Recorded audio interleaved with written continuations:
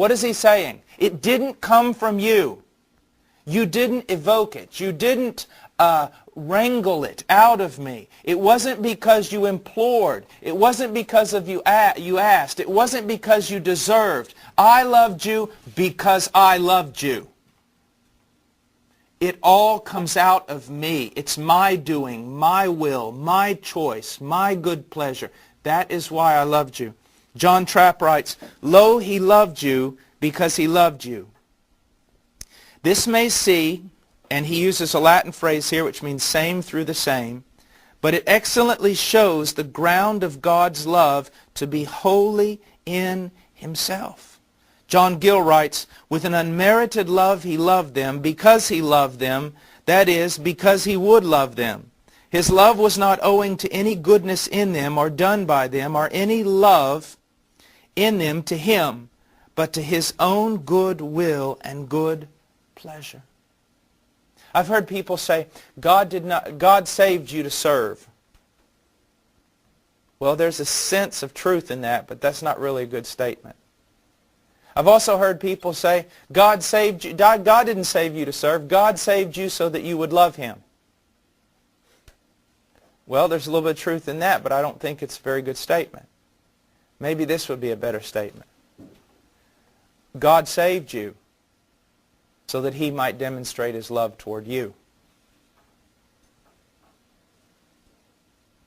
The atoning work of Christ put away the sins that separated you from God so that God might love you, pour out his love on you, demonstrate how great he is by the manner in which he loves you. Now that's a wonderful thing. God has taken it upon himself to demonstrate his greatness by the character and quality of love that he pours out on Paul Washer. Now let's think about this statement for a moment. This is wonderful, guys. And I can see that you're not understanding what I'm saying because you're not just doing cartwheels right now.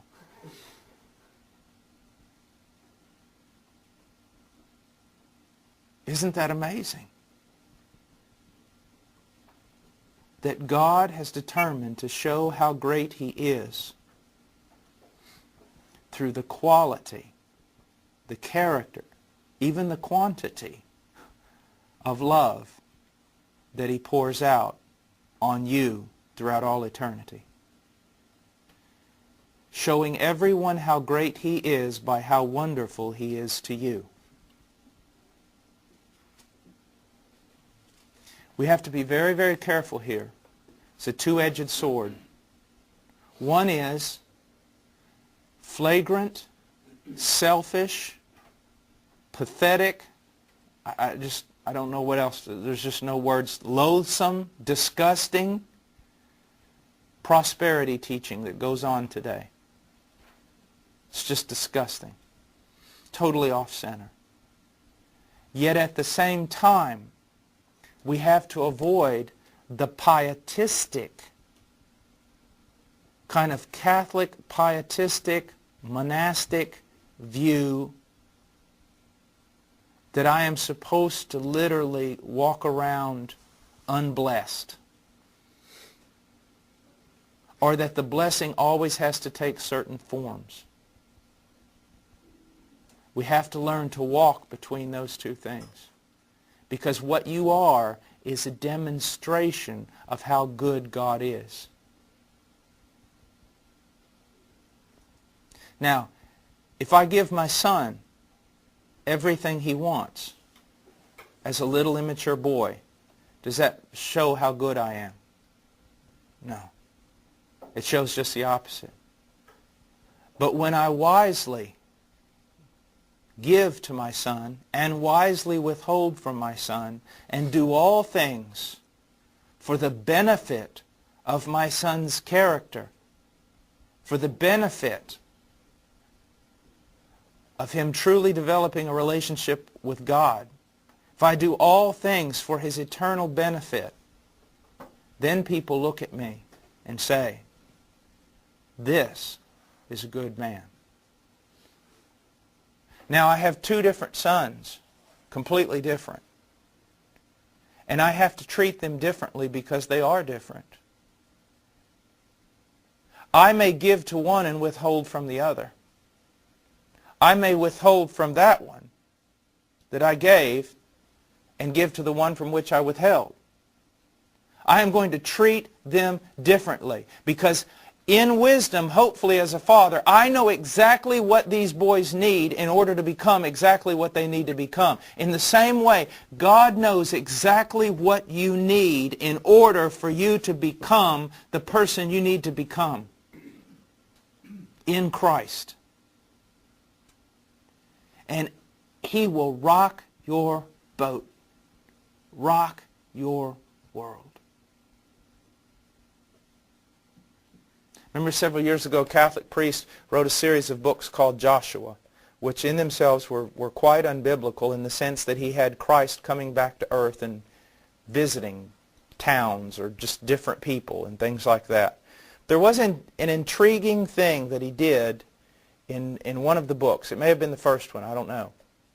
But he was a carpenter and a craftsman and a carver of wood, an artisan. And these two pastors came to him. One was a pastor who was, I don't want to say far too humble, because you cannot be too humble, but just literally had the attitude that he was nothing, should have nothing, purposely lived in a way that was destitute. Then this other pastor came to him, and this pastor wanted something carved out of wood for his little church. He was very, very humble. He would wash the feet of the saints, everything. He wanted a thing carved for the front of the foyer in his church. Well, then this other pastor came, who was a mighty, bold man, who was willing to drink down all the blessings that God sent his way. And he wanted something in the foyer of his church, which was I think, a large, great picture of a statue of Peter throwing a net boldly and bravely. And so Joshua goes back into his shop and starts to work. And after he finishes, he brings out both statues. And neither man was pleased. As a matter of fact, they wanted to switch statues. Because the humble man wanted the statue that had the meek and lowly Jesus. It's a small statue of the meek and lowly Jesus washing the feet of the disciples. And the proud, big-shot pastor wanted the statue of this mighty, magnificent Peter throwing the net into the sea. But Jesus swapped the statues. But I want you to look at something. Not only did this mighty man who thought much of himself and was willing to drink in all the blessings God gave him, not only did he need the small statue of Jesus humbly washing the disciples' feet, this other timid man needed to see something too. He needed to see just the opposite. He needed to see something of a mighty Peter in himself throwing a net into the sea. God may take a man who desires wealth and riches and humble him and take that away from him. He may take a man who desires to live in a completely monastic lifestyle and take him and force him out of it so that he can't boast in it. God will do everything and anything necessary, and He knows exactly what you need to be made like Christ.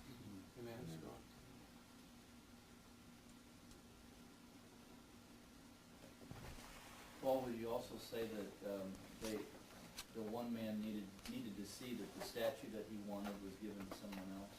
Yes.